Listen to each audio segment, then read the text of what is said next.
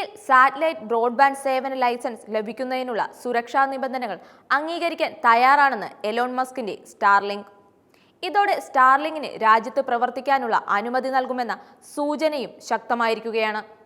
Starlink സ്ഥാപകനായ മസ്കിന് Trump സർക്കാരിന്റെ ഉന്നത പദവി നൽകുമെന്ന വാർത്തകൾക്കിടെയാണ് ഇപ്പോഴുള്ള ഈ നീക്കം. ജിയോ, എയർടെൽ, വോഡഫോൺ, ഐഡിയ തുടങ്ങിയ ടെലികോം ഓപ്പറേറ്റർമാരുടെ എതിർപ്പിന് പിന്നാലെയാണ് കേന്ദ്ര സർക്കാർ സ്റ്റാർലിങ്കിന് ഇന്റർനെറ്റ് സേവന ലൈസൻസ് നൽകാൻ തയ്യാറെടുക്കുന്നത്.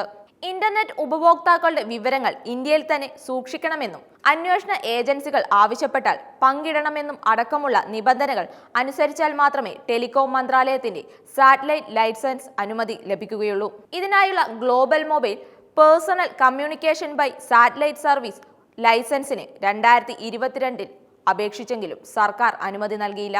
Company Indian national space promotion and authorisation സെന്ററിന്റെ അനുമതിക്കായി നൽകിയ അപേക്ഷയും കൂടുതൽ പരിശോധനകൾക്കായി മാറ്റിവെച്ചിരുന്നു. നിബന്ധനകൾ സ്റ്റാർലിങ്ക് അംഗീകരിച്ചതോടെ അധികം വൈകാതെ തന്നെ ഇത് സംബന്ധിച്ച ധാരണാപത്രത്തിൽ ഒപ്പുവെച്ചേക്കുമെന്നാണ് റിപ്പോർട്ടുകൾ.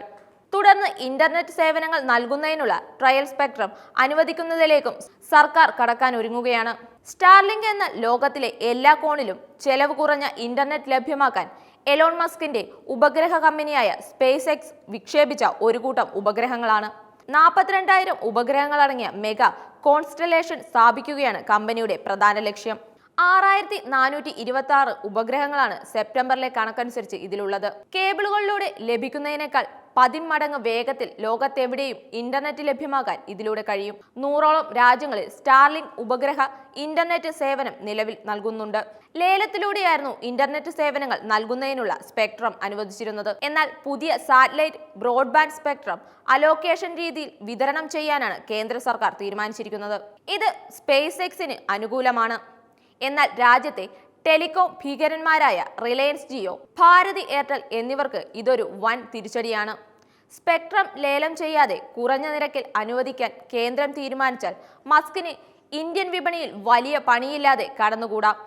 കൂടാതെ ഇന്ത്യയിൽ കുറഞ്ഞ നിരക്കിൽ ഇന്റർനെറ്റ് സേവനങ്ങൾ നൽകാൻ കമ്പനിയെ പ്രാപ്തമാക്കുമെന്നാണ് വിവരം.